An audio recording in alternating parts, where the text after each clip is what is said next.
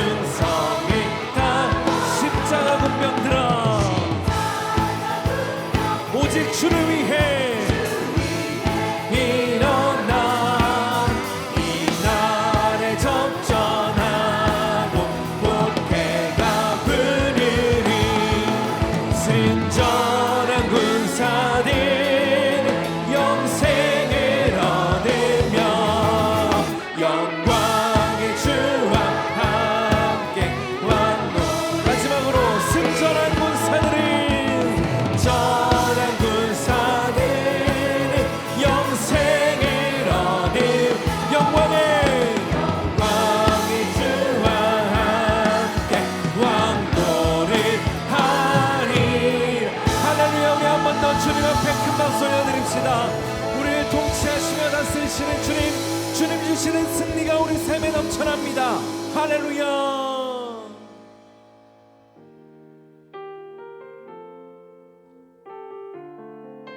그 놀라운 역사를 이루어 가실 주님을 바라보며 우리가 믿음으로 선포하며 함께 고백하기 원합니다. 오소서 진리의 성령님 오소서 진리의 성령님 이 땅 흔들며 임하소서 거짓과 탐욕 죄악에 무너진 우리 가슴 정케 하소서 오소서 은혜의 성령님 오소서 은혜의 성령님 하늘 가르고 임하소서 거룩한 불꽃 하늘로서 임하사 타오르게 하소서 주 영광 위에 고백하며 부흥의 불길 타오르게 하소서 진리의 말씀 이 땅 새롭게 하소서 은혜의 강물 흐르게 하소서 성령의 바람 이 땅 가득 불어와 이곳 입은 주의 순결한 백성 주의 영광 위에 이제 일어나 열방을 치유하며 행진하는 영광의 그 날을 주소서 다시 한번 고백합시다 오소서 오소서 진리의 성령님 이 땅 흔들며 임하소서 거짓과 탐욕 죄악에 무너진 우리 가슴 정케 하소서 아멘 오소서 은혜의 성령님 하늘 가르고 임하소서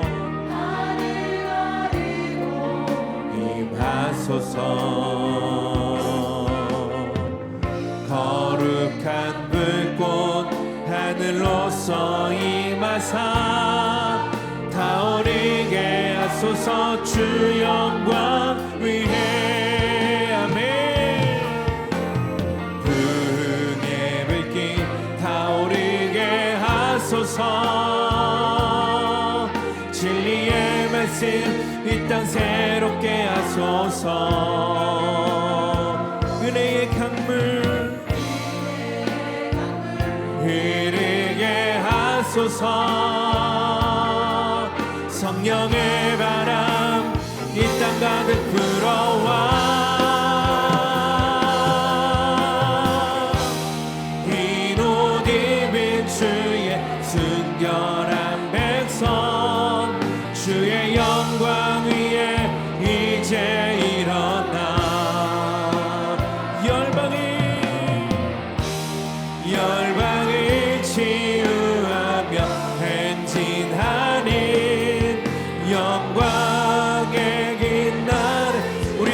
자리에 있으려나 고백합니다. 부흥의 불길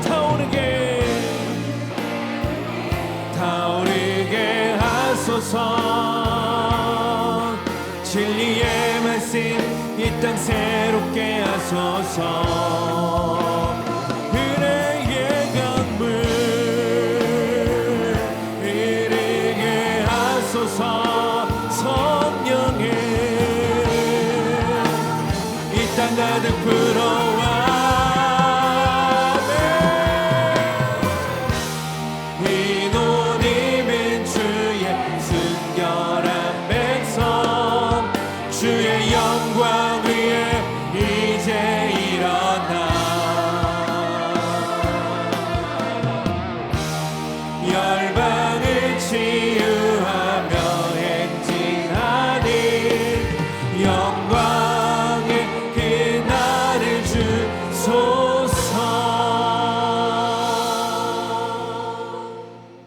그가 내 길을 살피지 아니하시느냐라는 제목으로 하나님 말씀 나누겠습니다. 영화나 드라마를 볼 때가 있습니다. 대부분의 영화나 드라마를 보면은 이 전반에는 스토리가 이런 식으로 펼쳐집니다. 악인이 잘 되는 것 같습니다. 악인이 어느 한 사람을 망하게 하고 또 누명을 쓰게 하고 억울하게 당하게 하고, 그래서 이 악인은 큰 수익을 얻는 것 같아요. 반대로 그 악인에게 당한 사람은 쫄딱 망하는 것 같이 되어집니다. 회사도 빼앗기고 사랑하는 사람과 헤어지기도 하고 또는 감옥에 가기도 하고, 이 전반의 내용은 그렇게 펼쳐지다가 후반에 되면은 이제 역전이 됩니다. 바뀌어집니다. 악인의 행위가 드러나게 됩니다. 그리고 그 악인으로부터 당한 사람, 누명을 당한 사람, 억울함을 당한 사람이 누명이 이것이 벗겨져요. 그리고 잃어버렸던 것을 하나하나 찾기 시작을 합니다. 잃어버렸던 회사를 찾고 사업을 찾고, 그리고 쫄딱 망해서, 악인으로 인해서 쫄딱 망해서 도저히 회복되지 않을 것 같은 사람이 회복이 돼요. 그러한 영화, 이 드라마를 보면서 해피엔딩으로 끝날 때 대부분의 이 관람객들은 어떻습니까? 마음이 흐뭇합니다. 아, 잘 됐구나. 그리고 마음에 평안이 우리에게 있습니다.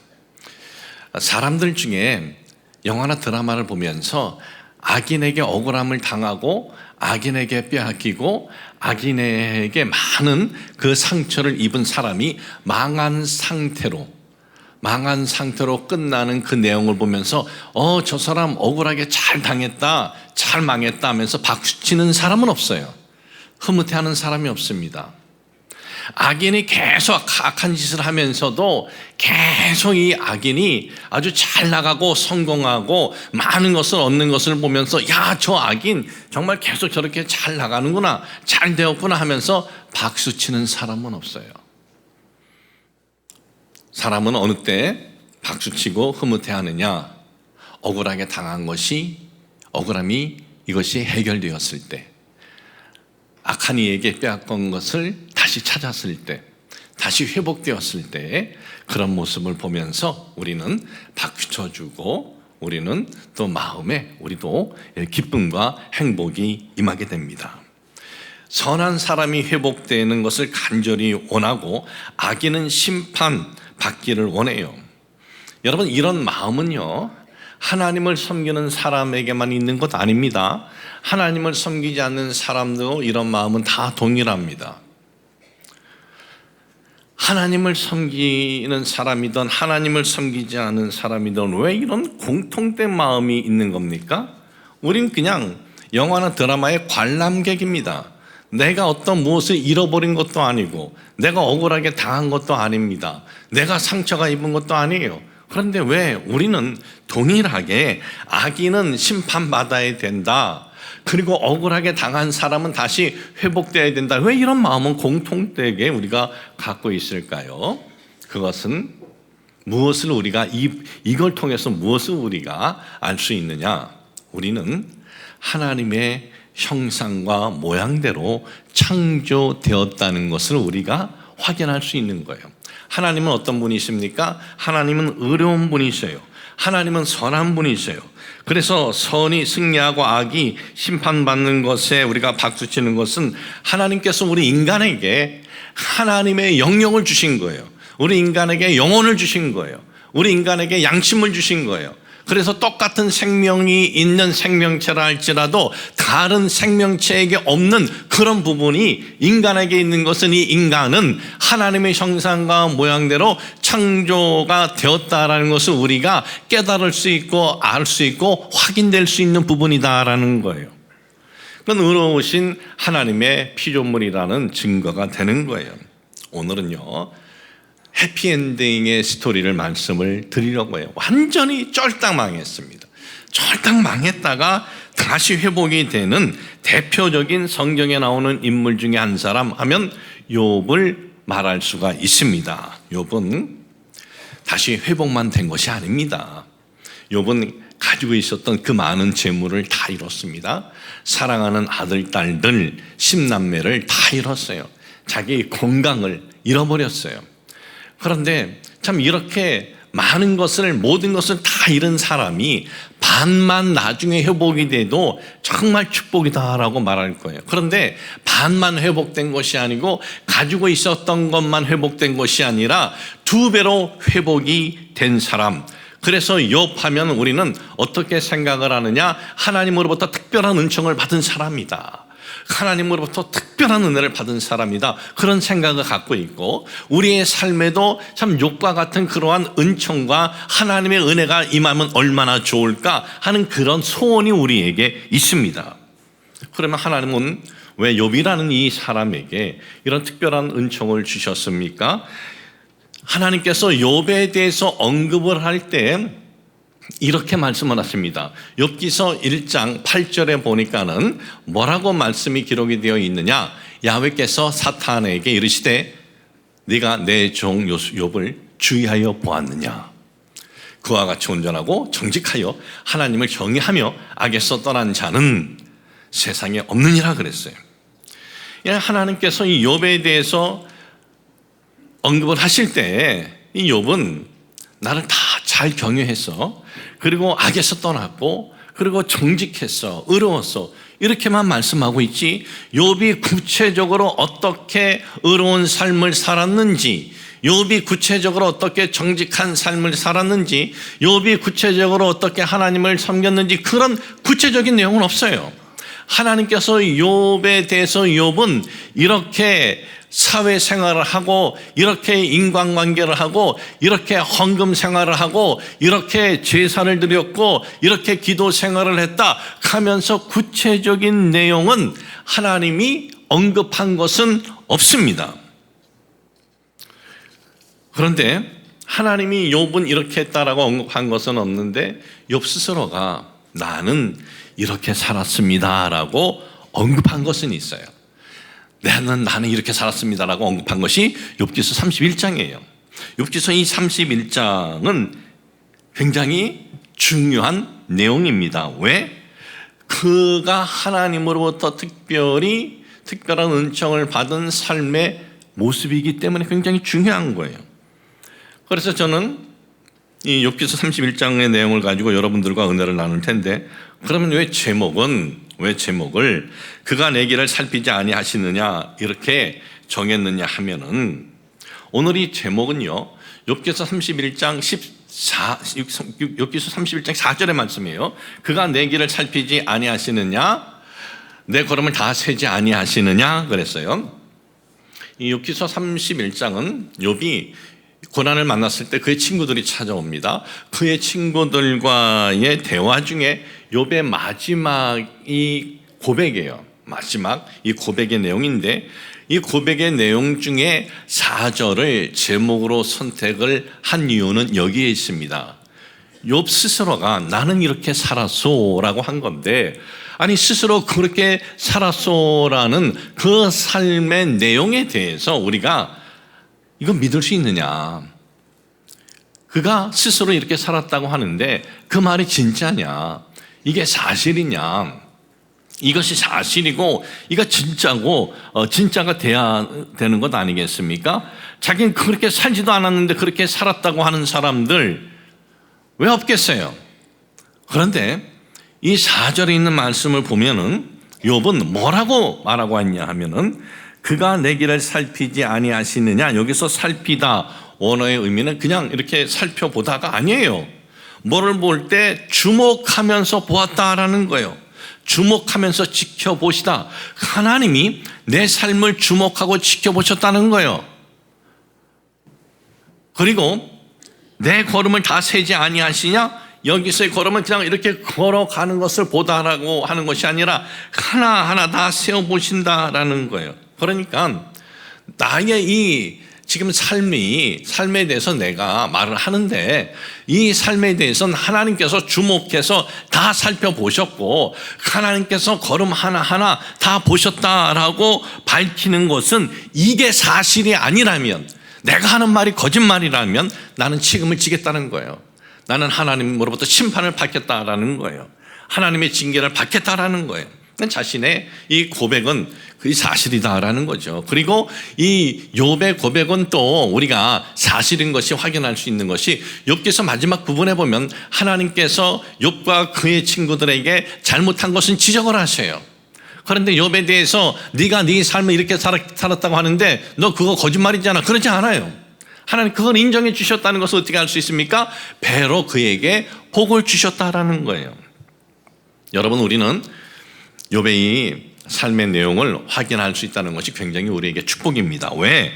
우리가 그러한 삶을 추구할 때 하나님의 기뻐하심이 이거구나, 하나님으로부터 인정받는 삶이 이거고 하나님의 은총과 하나님의 은혜가 따르는 삶이 이런 삶이구나라는 것을 우리가 알 수가 있는 거예요. 그런데 여러분들이 또 이렇게 부담 갖지 마세요. 욥처럼 저렇게 한다는 거 쉽지 않을 텐데 부담 갖지 마세요. 여러분, 우리는 욥이 아닙니다. 우리는 욥이 될 수가 없습니다. 우린 욥과 똑같이 살 수는 없어요. 그러나 욥이 살아온 그 모습을 보면서 내가 그러한 인생의 방향을 정하고 내가 그러한 삶을 부족한 부분이 있더라도 추구한다면 그 시대 욥에게 임했던 그 은혜와 은총이 오늘 이 시대를 살아가는 우리들에게 임한다라는 것은 여러분 잊지 마시길 주님의 이름으로 축복을 합니다. 자, 그러면 첫째로 욥은 어떻게 살았느냐? 그 시대의 흐름에 따라 산 것이 아닙니다. 그는 하나님의 뜻을 추구하며 살았습니다.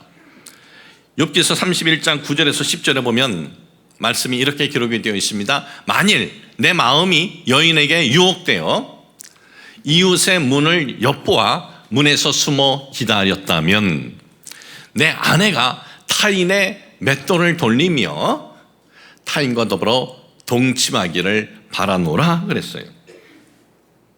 이 말씀의 의미는 뭐냐면 욥은 돈이 있었습니다. 힘이 있었습니다. 권력이 있었습니다. 그런데 그 시대는요, 법이 우선이 아닙니다. 법이 없습니다. 힘이 곧 법이에요. 힘 있는 사람이 그 사람이 결정하면 그냥 되는 거예요. 재물이 있는 사람이 그 사람이 결정하면 되는 거예요. 그런데 욥은 돈을 가지고 권력을 가지고 힘을 가졌지만은 그 돈과 권력과 힘을 가지고 다른 여인을 노리며 살지 않았다라는 거예요. 다른 여인을, 남편이 있는 여인이든 다른 여인이든 내가 돈과 힘을 가지고 여자를 노리지 않았다. 만약 내가 그랬다면은 내 아내가 다른 남자와 놀아나기를 바란다라는 거예요. 여러분, 고대 시대 이런 표현은 거의 쓰지 않습니다. 왜? 내 아내가 다른 남자와 놀아났다? 이것은 자기에게 아주 치명적인 아주 굴욕이에요. 굴욕된 표현이에요. 그런 표현을 쓰지 않는데 욥은 왜 이런 표현까지 썼느냐 하면 그 시대 사람들은 어떻게 살았느냐? 그 시대의 흐름은 돈이 있고 힘이 있는 사람은 돈과 힘이 곧 권력이고 이것이 곧 법이기 때문에 자기가 마음에 드는 여인이 있다면 남의 아내든 그걸 노리는 거예요. 그렇게 해도 그것이 그들에게 크게 문제가 되지 않은 거예요. 그래서 욥은 그 시대에 그들의 흐름에 따라서 살지 않았다라는 거예요. 욥은 얼마나 부했습니까? 동방에서 가장 부했습니다. 돈만 많은 것이 아니라 권력이 있었어요. 그럼에도 그 시대의 흐름을 따르지 않았습니다. 그런데 욥은 여기서 누구를 빗대어 얘기합니까? 여자를 여기서 빗대면서 얘기해요. 왜? 남자에게 있어서 가장 약한 부분이 바로 이 부분이에요. 그래서 우리나라 말에 이런 말이 좀 어떻게 보면 좀 과격한 표현이기도 하지만 이런 말이 있지 않습니까? 남자는 숟가락 덜심만 있고 또 문지방을 넘을 기력만 있다면 이 부분에 대해서 조심해라. 이 부분에 대해서 안전할 수 없다. 그렇게 우리나라 말의 표현도 있습니다. 그만큼 이 부분이 약하다라는 거예요. 그런데 그 시대에는 욥은 자신의 힘과 돈을 가지고 이 부분에 대해서 얼마든지 할 수 있었는데, 그런데 그렇게 하지 않았다라는 것은 무엇이냐? 단순히 여자 관계만 얘기하는 거 아닙니다. 욥은 다른 모든 것에서 그 시대의 흐름대로 산 것이 아니다라는 거예요. 그 시대의 흐름에 따라 사는 것이 아니라 그는 하나님의 뜻이 무엇인가를 구하며 살았다는 거예요. 하나님의 뜻이 무엇입니까? 이것이 하나님의 뜻입니까? 아닙니까? 이 하나님의 뜻을 쫓는 삶을 살았다는 거예요. 여러분, 우리는 지금 살아가면서 얼마나 하나님의 뜻을 쫓으면서 살아가고 있습니까? 얼마나 우리가 이것이 하나님의 뜻인가? 우리가 그런 마음은 얼마나 갖고 있습니까? 그냥 시대 흐름에 따라서 시대 흐름이 이러니까 내가 이렇게 가야지. 이쪽에 힘이 있으니까 이게 유익이 되니까 이쪽 힘 있는 편에 서야지. 내가 이 사람에게 큰 은혜를 받고 도움을 받았지만은 그러나 이쪽에 서면은 이 지금 내 손에 돈이 쥐어지고 힘이 쥐어지기 때문에 받은 은혜 그걸 다 잊어버리고 배반하고 일로 서버리고 그러는 것 아니에요. 우리는 살아갈 때 어떤 그런 시대의 흐름이 아니라 하나님의 뜻이 무엇인가, 여기에 우리가 늘 마음을 우리가 그렇게 정해야 돼요. 살아갈 때 인생의 철학이 있지 않습니까? 여러분, 인생의 철학 중에 나는 인생을 살아갈 때 시대의 흐름을 무시하라는 것이 아니에요. 시대의 흐름을 거부하라는 것이 아닙니다. 시대의 흐름보다 하나님의 뜻이 어디 있는가, 이걸 우리가 늘 마음에 염두에 두고 그런 어떤 결단을 할 때 이것이 우선이 되기를 주님의 이름으로 축복을 합니다. 지난 6월 7일입니다. 퀴어 축제, 동청의 축제죠. 을지로에서 있었습니다. 이 축제 주최 측에서 이렇게 발표했습니다. 오고 간 사람이, 그 축제 오고 간 사람이 15만 명이고, 그리고 행진을 하는데 이 동성의 상징인 이 무지개 이걸 깃발을 휘날리면서 거기에 행진을 한 사람이 3만 5천 명이다. 그렇게 발표하고, 또 그 축제에 온 팀들 중에 여러 대사관에서도 왔고, 그리고 불교계에서도 어느 한 위원회에서도 오고, 천주교에서도 어느 한 위원회에서도 오고, 기독교 목사들도 여럿이 와서 축복해 줬다. 그렇게 발표를 했어요. 왜 기독교 목사가 여러 명이 와서 축복해 주고 또 천주교고 불교고 왜 그 위원회에서 가느냐? 아마 그들은 그런 생각을 했을 거예요. 이게 시대적 흐름이 아니냐? 이게 시대적 흐름이 아니냐? 여러분, 시대적 흐름이라고 거기에 합류해야 하나요? 여러분, 성경이 아니라 하는 것은 그리스도인이 아니요 라고 해야 하고, 성경에서 금해도 강력하게 금하는 이 부분에 대해서는 우리가 아니요 라고 해야 된다라는 거예요. 아니, 성경에 어디 이 동성애 축복하라고 한 데가 어디 있어요? 이게 축복할 일인가요? 상식적으로도 성경적으로도 이건 축복할 일 아니에요. 지난 6월 13일입니다. 모 일간지에 이런 기사가 났어요. 여자와 여자끼리 결혼하는 거 어떻게 생각하느냐, 통계가 발표를 했어요. 남자와 남자끼리 결혼하는 거 통계를 발표했어요. 통계 내용을 보면 이렇습니다. 남자와 남자끼리 결혼하는 거 반대 몇 프로인 것 같아요? 56%밖에 안 돼요. 반대. 찬성 20 몇 프로가 찬성이고, 그건 난 관심이 없어 해도 되고 안 해도 되지 그게 그 나머지예요. 그러니까 반만, 통계의 반만 반대한다는 거예요. 통계의 반만. 통계의 반만 반대하고 그리고 반은 괜찮다라는 거예요. 그럼 여자와 여자끼리의 결혼을 어떻게 생각하느냐? 그것도 같아요. 반 정도는 반대하고 반은 괜찮다라는 거예요. 더욱 놀란 것은 18살부터 그 이상으로 했는데 18살에서 29살까지 여성은 몇 프로가 몇 퍼센트가 동성결혼 찬성했느냐? 70%가 찬성했어요. 지금 시대가 이래요. 지금 시대가. 그런데 이것이 국회에서 법으로 이것이 통과되어 보십시오. 확정되어 보십시오. 다음 세대들은요, 이거 자연스럽게 받아들여요. 아니, 조금 더 시간 가면은 하나의 유행이 될 수도 있어요. 여자가, 야, 너도 어떤 여자와 같이 사랑을 해봤냐? 너 남자가 남자같이 사랑해봤냐? 이게 유행이 될 수도 있어요, 유행이. 여러분의 자녀, 여러분의 손주가 어느 날 남자가 데리고 와서 저 결혼합니다. 반대 못해요. 불법이 돼요. 그 결혼 반대하면은.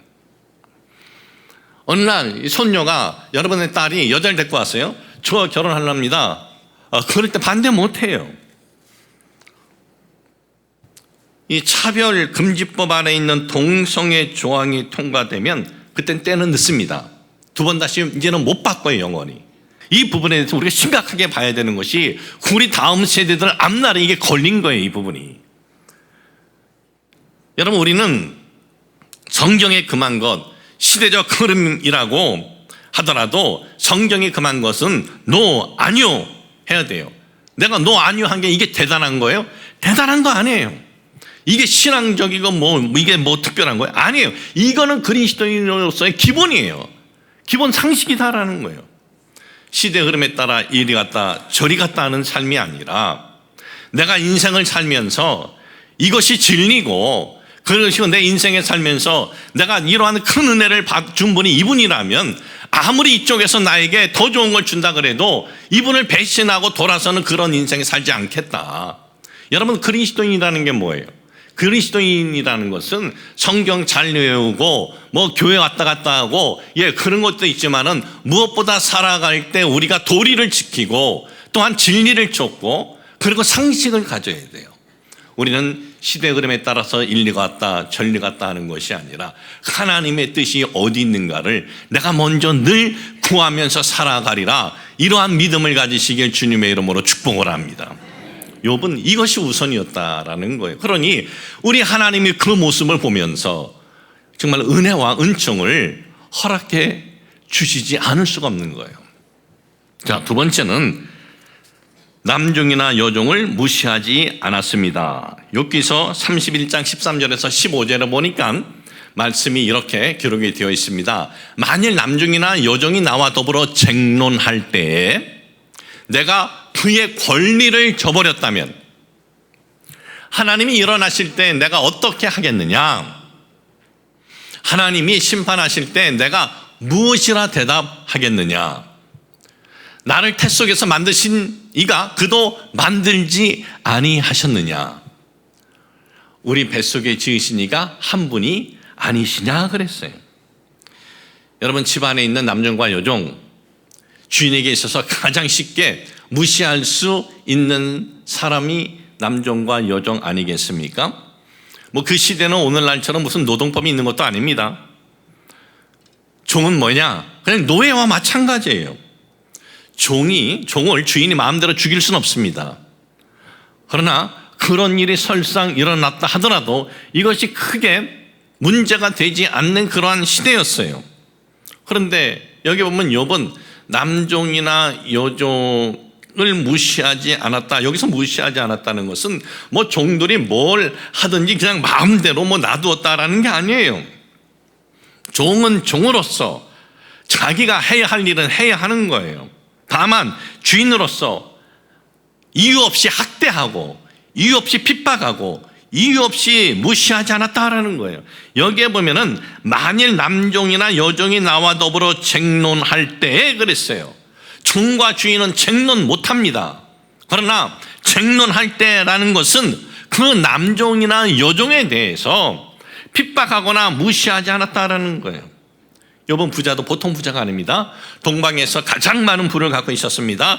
권력이 있었습니다. 그리고 인품도 좋았습니다. 때문에 주변 사람들로부터 존경도 받았습니다. 자녀도 10명이 되었습니다. 근데 이것이 무엇을 뜻합니까? 욥은 내보일 게 너무나 많은 거예요. 자랑할 게 너무나 많은 거예요. 그런데 욥은 자신이 가진 것을 가지고 사람들에게 나는 이렇게 내보일 것이 많고 자랑할 것이 많은데 너희들은 왜 그렇게 내보일 것도 없고 자랑할 것도 없느냐면서 깔보거나 무시하지 않았다라는 거예요. 나는 하나님으로부터 이렇게 축복을 받았어. 근데 너희들은 왜 그렇게 축복을 못 받아? 그런 마음을 갖지 않았다라는 거예요.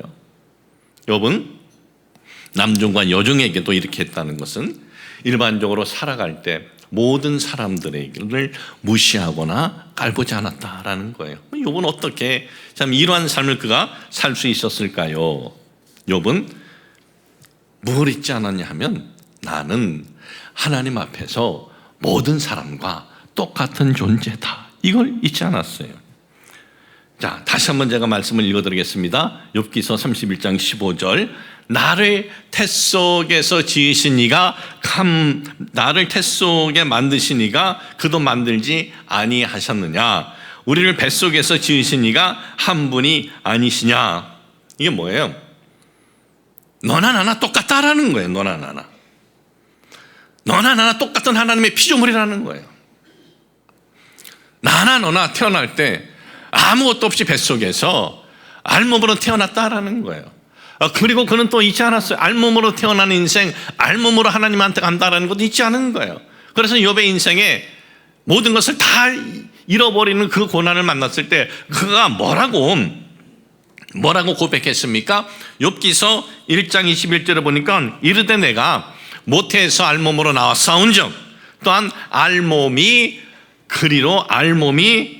그리로 돌아가올지라 주신 이도 야훼시요 거둔 신이도 야훼시오니 야훼 이름이 찬송을 받으실지녀다 그랬어요.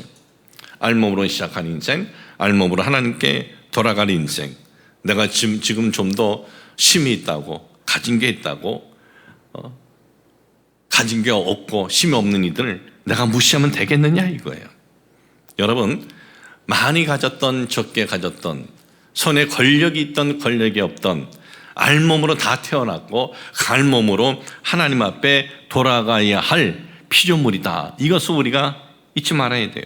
여러분, 세상에는 지위가 있는 사람이 있어요. 권력 있는 사람이 있습니다.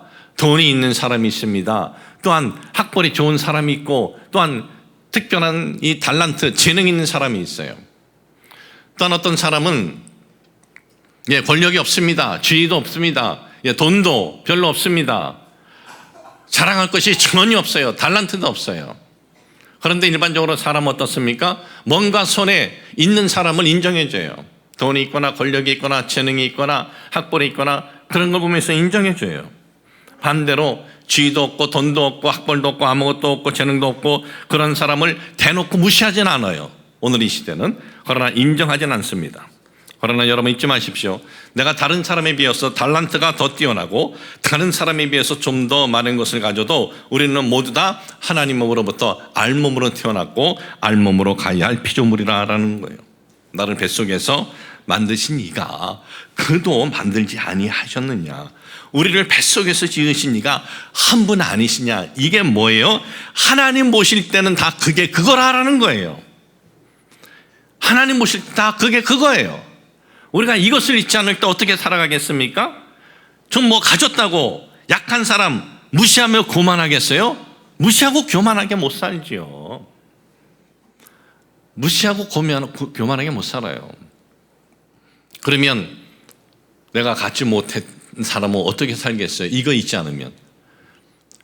알몸으로 태어났다가 알몸으로 가야 하는 인생이지, 주어진 이 땅의 삶에서 뭔가 내가 볼 때 저 사람은 뭔가 있어 자랑할 것이.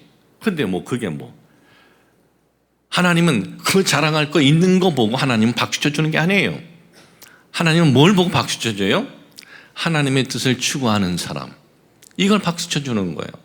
세상은요 공평하지 않습니다. 우리는 공평한 세상을 원하지만 세상은 공평하지 않아요. 어떤 이들은 태어날 때부터, 어렸을 때부터 많이 가진 부모를 통해서 1:1 교육을 받아요. 계속 1:1 교육을 받으면서 좋은 학교에 대한 목표를 딱 정해놓고 거기 가려면은 필요한 스펙도 알아서 부모가 다 해줘요. 그런데 못 가겠어요? 누구든지 그런 부모에게 태어나면 그런 학교 갈 수 있죠. 근데 누구는 태어나니까 전혀 그런 것이 없는 거예요. 아버지 어머니가 두 분이 열심히 일해서 먹고 살기도 바쁜 거예요. 그러니 내가 가는 이 진로를 이렇게 가이드 해줄 도움을 받을 수가 없는 거예요. 그러면 어떻겠어요, 마음이? 그런 길 가는 이들을 볼 때 마음이 분노가 일어나지 않겠어요? 화가 일어나지 않겠어요? 분노 일어나죠. 그러나 성경이 말씀하는 이 말씀을 우리가 가슴에 우리가 이걸 잊지 않는다면 분노 안 일어나죠. 그래, 그 사람은 그렇게 해서 살지만은 나는 좀 부족한 것이 있어도 하나님은 뭐라 그래요? 너희들 아무리 잘나고 뛰어도 알몸으로 왔다가 나온 때는 다 알몸으로 가. 하나님이 우리를 인정하고 하나님의 그 은총과 은혜는 뭐 어디에 있느냐? 하나님의 뜻을 추구하는 사람에게 있다라는 성경의 이 말씀을 붙들고 살면 오늘의 우리 환경이 좀 어렵고 힘들어도 그것 때문에 분노와 낙심으로 사는 것이 아니라 주어진 환경 하나님 안에서 내가 최선을 다하면서 열심히 나아갈 때 잃어버렸던 욥, 모든 것을 다 잃어버렸던 이 욥에게도 하나님께서 2배의 축복과 은혜를 주시는 그 삶이 내게도 임할 수 있다는 믿음이 우리에게 일어나게 되는 거예요. 그래서 우리도 살아가면서 이 부분을 우리 마음에 늘 잊지 않고 살아가는 것이 이렇게 중요한 거예요. 하나님 모시길 땐 다 그게 그거예요. 목사도 큰 교회 목사가 있습니다. TV에 잘 나오는 목사도 있고 조회수가 많은 목사도 있어요. 그런데 어떤 목사들은 작은 교회 목사, 이름도 없어요. 텔레비에 나가고 설교 보내고 싶어도 성교 헌금 안 내면 못 나가기 때문에 그런데 내보내고 싶어도 그렇지 못하는 분도 있어요. 그러면 누가 훌륭한 거예요? 하나님 보실 적에는요, 그게 그거예요. 하나님 보실 적에는 사람이 볼 때는 뭔가 내보일 게 있는 사람들이 너무 멋있는 것 같고 훌륭한 것 같고 그러지만 하나님 보실 적에는 그게 그거예요. 하나님이 맡겨주신 사명에 하나님의 뜻을 추구하는 목회자가 하나님 보실 적에는 바로 인정받고 하나님을 기쁘시게 하는 삶을 살아가는 거예요. 우리가 사람을 볼 때도 그런 마음을 가지고 보면은 사람을 무시하지 못합니다. 함부로 대하지 못합니다. 또한 다른 사람뿐만 아니라 내 자신에 대해서도 우리가 분노나 원망으로 살아가는 것이 아니라 내 인생이 살아갈 때 하나님이 맡겨주신 지금의 삶에 대해서 최선을 다해서 살아갈 수가 있는 거예요. 바로 그럴 때 하나님의 은혜가 욥에게 임한 것처럼 오늘을 살아가는 우리들에게도 임하게 될 수 있다는 것을 잊지 마시길 주님의 이름으로 축복을 합니다. 저는 여러분들이 한번 테스트라도 좀 해봤으면 좋겠어요. 1년이라도 한번 테스트 해보세요. 그런데 하나님의 은혜가 없으면 그때는 그냥 뒤집어서 마음대로 살던가 해도 괜찮겠어요. 우리는 한 번도 이렇게 해보지 않는지 모르겠어요. 성경에서 말씀하고 약속하고 있는 이 말씀, 시대적 흐름에 따라 사는 것이 아니라 사람과 사람과의 도리도 지키고 양심도 지키고 하나님의 뜻을 구하는 삶을 살게 하여 주시옵소서. 우리는 살아갈 때 내가 참 알몸으로 왔다가 알몸으로 돌아간다라는 것을 잊지 말고 살아가게 하여 주옵소서. 우리 순복원단교 모든 성도님들이 이러한 삶을 추구해서 욥에게 임한 이 은혜들이 여러분 모두에게 임하시길 주님의 이름으로 축복을 합니다. 하나님 아버지, 저희들 욥이 받은 은혜와 이 은총은 저희들도 소망하고 간구합니다. 그러면 욥은 어떻게 해서 이렇게 하나님의 은총을 받았습니까? 욥의 이 삶의 모습을 보면서 우리도 이 삶의 모습을 우리가 추구하게 하여 주옵소서. 시대적 흐름에 따라서 이익에 따라 사는 것이 아니라 하나님의 뜻을 추구하는 삶이 되게 하여 주옵소서. 알몸으로 왔다가 알몸으로 가야 하는 똑같은 인생들입니다. 우리가 사람과의 이 관계에 있어서 남을 무시하거나 남을 함부로 하거나 하지 않고 서로 존중하며 살아가도록 도와주옵소서. 예수님의 이름으로 기도합니다. 아멘.